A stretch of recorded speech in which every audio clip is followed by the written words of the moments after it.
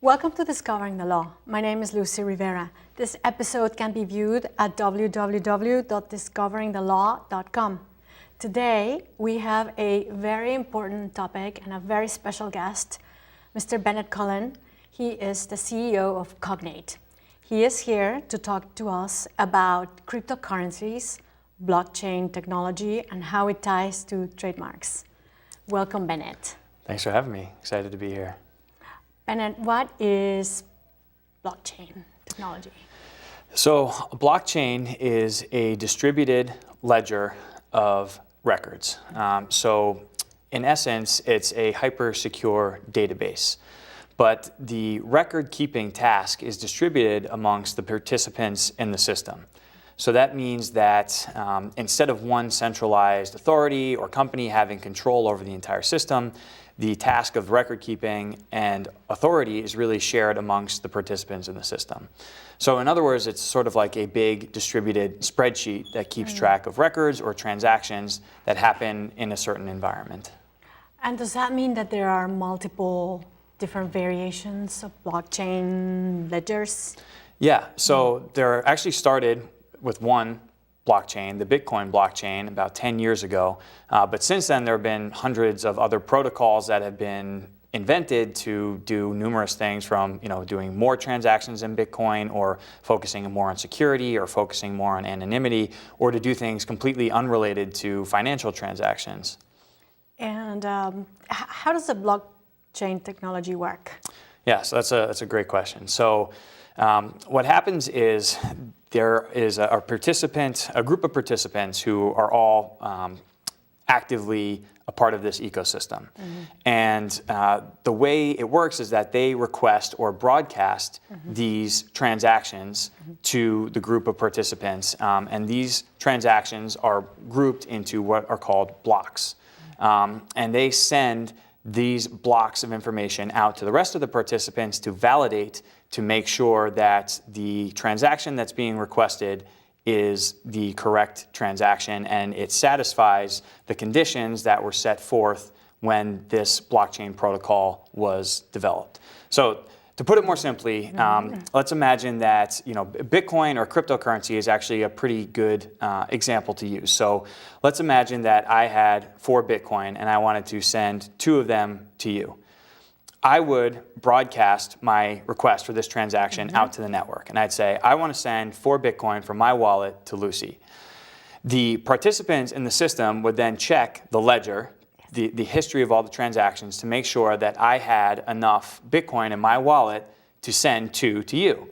And since all of the history of all of the transactions that have ever happened in the system are recorded, they would be able to see that, yes, Bennett has 4 in his wallet, so he can send 2 to Lucy. So once it's validated as a valid transaction, it would then get broadcast to the network, and that transaction would get added to the newest block of information. And once that happened, you would have 2 Bitcoin in your wallet. I started with 4, and I sent you 2, so I would have 2 remaining. And the real genius and the real innovation behind Bitcoin was creating scarcity behind a digital asset, and having the ability to send something that's digital that you can't inherently feel or have an inherent limited quantity of, and send it to you and make sure that I won't be able to spend it again. The reason being is because the entire block of transaction, the entire transaction history is present to everyone within the ecosystem. So if I, after sending 2 to you and having 2 remaining for me, tried to send 3, then to you or to someone else, or 4, anything over my remaining balance, they would see very clearly that my balance was only 2, and that would be an invalid transaction, and it wouldn't get put into the next block of transactions. That is a great way to record keep. But let's deconstruct this a little bit and take a step back and describe for us what is cryptocurrency and what is Bitcoin. Yep. So a cryptocurrency is essentially just a digital or virtual currency that is secured through cryptography algorithms. So it uses computer algorithms to ensure the security of that digital asset. And Bitcoin was the original cryptocurrency. As I mentioned, it was started about 10 years ago by a person or group of people that went by the pseudonym Satoshi Nakamoto.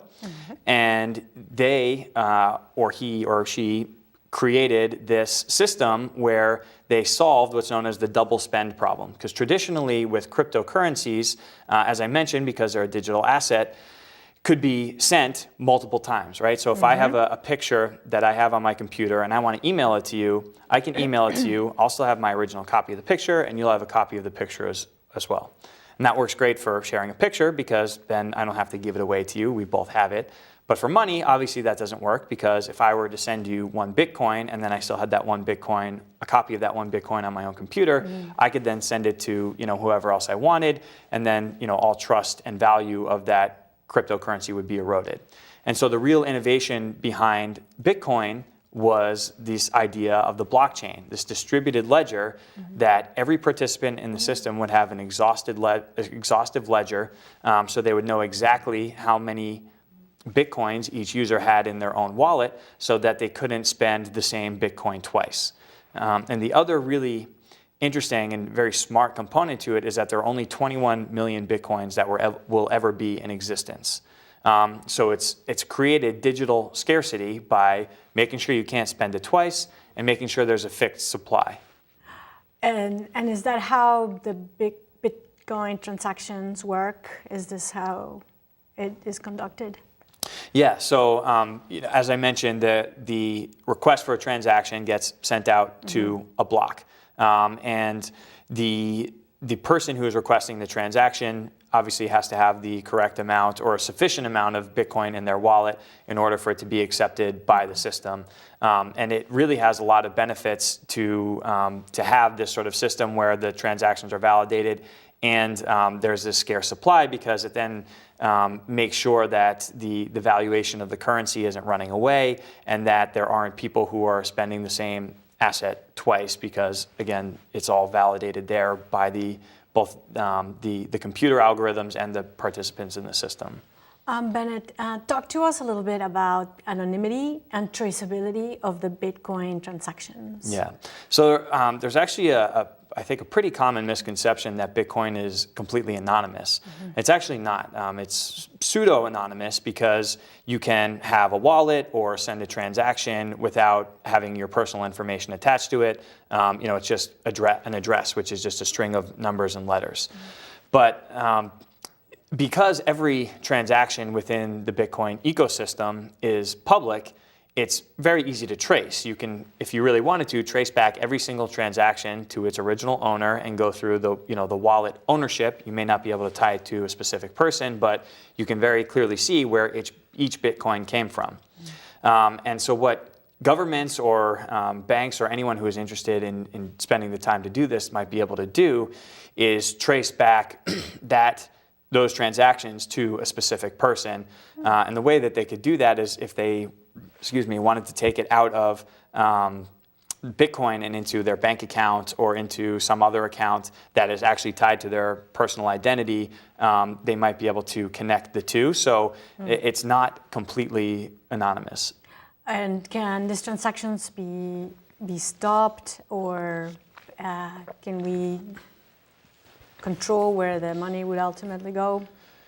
No. So the transactions can't be stopped or reversed. So once you initiate a transaction within the Bitcoin ecosystem, it's done permanently. And that's actually was one of the benefits that the original creators were touting, is that for online retailers, they couldn't have chargebacks, for people saying, hey, you have to refund me this money. Once the transaction went through, it was final. And that's actually, depending on who you ask, either a design flaw or a real strength of the system, because in order to send money from a Bitcoin wallet or a Bitcoin account to someone else, you have to have ownership of what's called the private key of that wallet.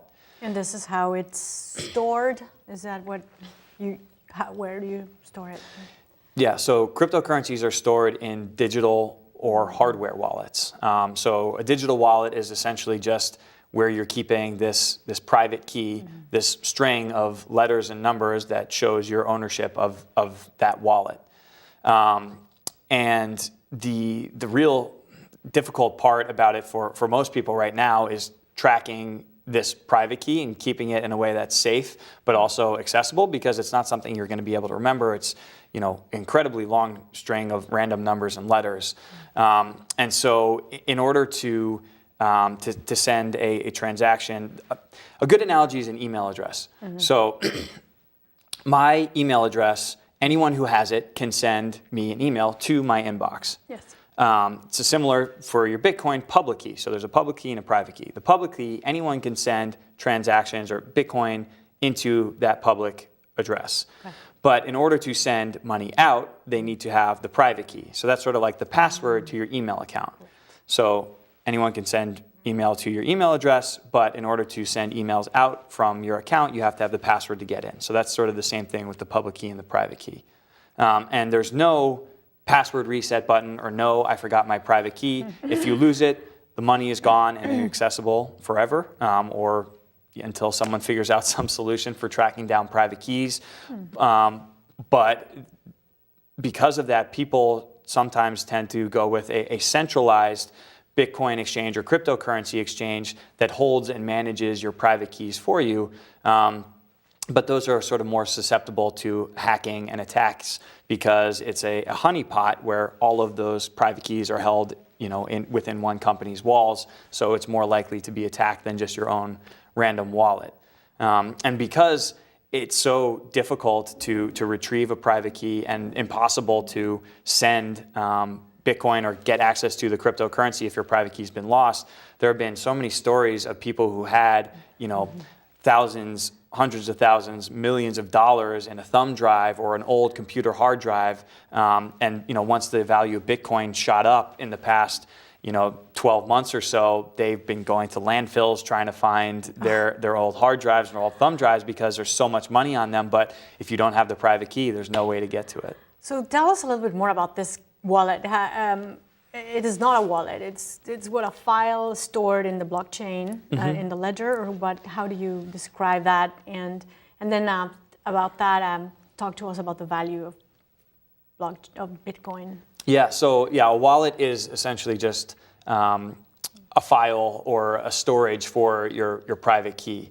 You can even have a paper wallet, which would just be a printout of your public key and your private key. And that would essentially, people put that in a safety deposit box or, put it in their underwear drawer, wherever they think people won't be able to find it. There's also the idea of a seed phrase for being able to access your wallet, your account. It's getting into the weeds a little bit here, but it's a random generation of, usually about 16 words or so that you can use to access your account. But anyway, wallets can be very complex, and they can be very simple. The simplest being going to a centralized exchange, the most complex being storing your own private keys and taking some sort of security precautions of your own to make sure that it's accessible, but not obviously publicly accessible. So to guard this treasure, Bitcoin, why? What's the value? Can it be fragmented? What are other units? Tell us about it. Yeah, so to get to your last question, the value of one Bitcoin today is about $6,600, but it's incredibly volatile. I think it's about up 6% today, last time I checked. But it was been as low, within the past 12 months, it's been as low as about $1,500 and as high as about $19,000 per one Bitcoin. So it's an incredibly, incredibly volatile asset. But there are a lot of benefits to it. You can have parts of Bitcoins. So it's fractional, right? So you don't have to spend one whole Bitcoin. It can go down to a fraction of a fraction of a fraction. So as few as you want to send or as much as you want to send, you can send 0.00005 of a Bitcoin to someone if you want. Like $500 or Right. Is there exchange rate to this or? Yeah, so right now it's about $6,600 per one Bitcoin. So you can fragment a Bitcoin almost as many ways as you want. Okay, and what dictates what exchange applies? Yeah, so it's essentially just what the market will pay for it. There are a number of exchanges where people buy and sell Bitcoin, and essentially what people are demanding for it and what people are willing to pay dictates the price right now. So there are a few things that I want to get into before we get into how do we use this technology for trademarks or contracts. Just tell us about whether it can be regulated or can these transactions be reversed? Yeah, so the regulation piece is a really interesting one. It's certainly taxable. The IRS has made that clear. In terms of the other ways that cryptocurrencies are regulated, specifically in regards to initial coin offerings or people who are generating their own cryptocurrencies to coincide with some other service that they're building. The SEC has claimed jurisdiction over it. The CFTC has claimed jurisdiction over it. There are a lot of people who are... So SEC for securities and CFTC as a commodity. Yep. Mm-hmm. Yes. Thank you for clarifying. So it's not exactly clear how those will be how it will be regulated in the end. Today, actually, the SEC came out with probably the clearest guidance yet as to how they're thinking about whether or not... Today. June 15th. Yes, okay. June 15th.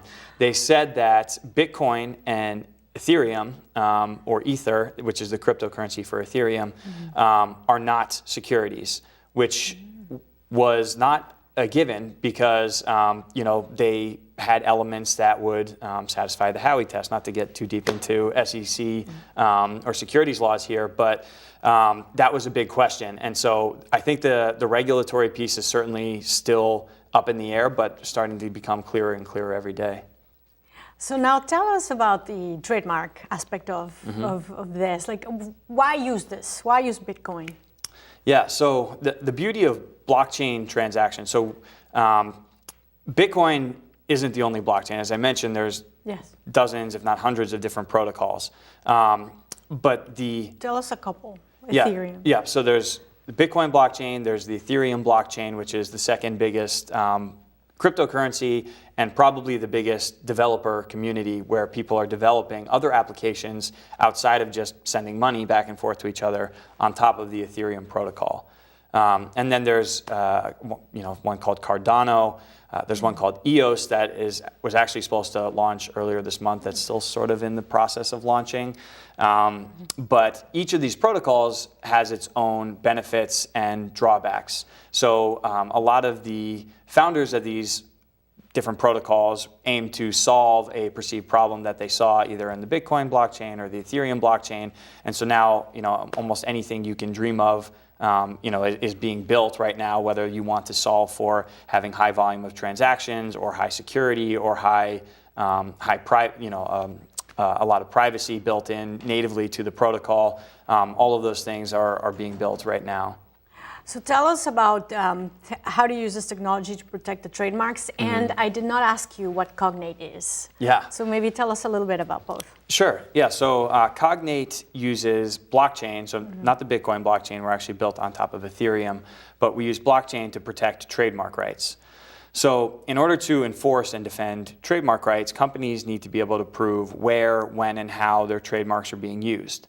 And so we take that proof of use documentation and record it into a blockchain-based system.